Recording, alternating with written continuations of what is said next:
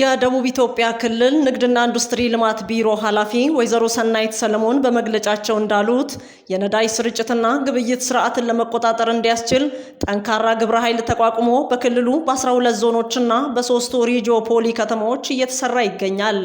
አጠቃላይ ክልላዊ የነዳጅ ስርጭትና ግብይት ሂደት ህጋዊነትን ለመከታተል እንደዚሁም ደግሞ ህገወጥነት ላይ አስፈላጊውን የሚመጥን እርምጃ እየወሰድን መምራት እንደሚገባን መመሪያ ከተቀመጠልን በኋላ ይህንኑ ግብረ ኃይል በተቀናጀ አግባብ በክልላችን በሚገኙ በ12ቱም ዞኖች በ3ቱም ሪጂዮፖሊስ ከተሞች ላይ በተቀናጀ መንገድ የነዳጅ ስርጭትና ግብይት ህገወጥነትን የመከላከል ስራ እየተሰራ ነው የሚገኘው። ከዚህ አኳያ ፖሊስን ጨምሮ ከግብረ ኃይሉ ጋር በመሆን እስከ ታችኛው መዋቅር በተደረገው የቁጥጥር ስርዓትና ድንገተኛ ፍተሻ 25338 ሊትር ቤንዚልና 62686 ሊትር ናፍጣ በቁጥጥር ስር መዋሉን ገልጸዋል። ህገወጥ በሆነ አግባብ ግብይት ሲካሄድ ወይም ሲሰራጭ የተገኘ ቤንዚን ወደ 25300 ይቅርታ ቤንዚን ወደ 25338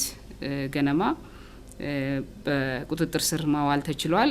ናፍጣ እንደዚሁ 62686 ሊትር ማለት ነው በቁጥጥር ስር ማዋል ተችሏል በግብረ ኃይሉ አማካኝነት። በዚህ ህገወጥ የግብይት ስርዓት ውስጥ የተሳተፉ 4 የንግድ ባለሙያዎች በህግ እየተጠየቁ ሲሆን ነዳጅ የሚያመላልሱና የሚያጓጉዙ 27 አካላትና 8 የማደያ ባለቤቶች በቁጥጥር ስር ውለው እየተጠየቁ መሆናቸውን ወይዘሮ ሰናይት አብራርተዋል።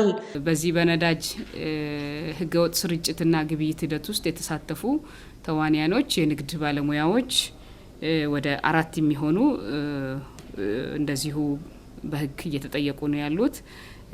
ነዳጅ የሚያመላልሱ ወይም ደግሞ የሚያጓጉዙ አካላት 27 የሚሆኑ የማደያ ባለቤቶች እንደዚሁ 8 የሚሆኑ በቁጥጥር ስር ማዋል ተችሏል። አጠቃላይ ወደ 39 በዚህ በህገ ወጥ የነዳጅ ስርጭትና ግብይት ሂደት ውስጥ የተሳተፉ ተዋንያኖችን በቁጥጥር ስር አውለን እያስጠየቅን እንደምንገኝ ለመግለጽ ነው።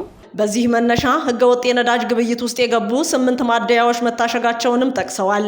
ህገወጥ የንግድ ግብይት ስርዓቱን ለመቆጣጠር እንዲያስችል በክልሉ የሚገኙ 113 ማደያዎች በፍትሃዊ መንገድ ለተጠቃሚው ነዳጅ እንዲያደርሱ ጠንካራ ስራ እየተሰራ መሆኑን በመግለጫቸው አንስተዋል። የቢሮ ኃላፊዋ በክልላችን ወደ 113 የሚሆኑ ማደያዎች ናቸው ያሉት። በእነኚህ ማደያዎች ላይ ተግባራዊ እንዲሆን አድርገናል። ነዳጅ እነሱ ጋር የደረሰውን ነዳጅ በፍትሃዊ በሆነ መንገድ ለህዝቡ እንዲያቀርቡ የማድረግ ስራ እየሰራን ነው። ህገወጥነቱን በመቆጣጠር ሂደት አጋዥ በመሆን ለሚመለከተው አካል ጥቆማ የሰጡ አካላት ሊመሰገኑ እንደሚገባና ይህ ተግባር ተጠናክሮ መቀጠል እንዳለበትም በመግለጫቸው አሳስበዋል። በምንሰራበት ሂደት ውስጥ ደግሞ ትልቁ መረጃ በመስጠት ተዋናያን የነበረው የክልላችን ህዝብ ነው። በዚህ አጋጣሚ ላቅ ያለ አክብሮትና ምስጋና በራሴና በተቋሚ ስም አቀርባለሁኝ።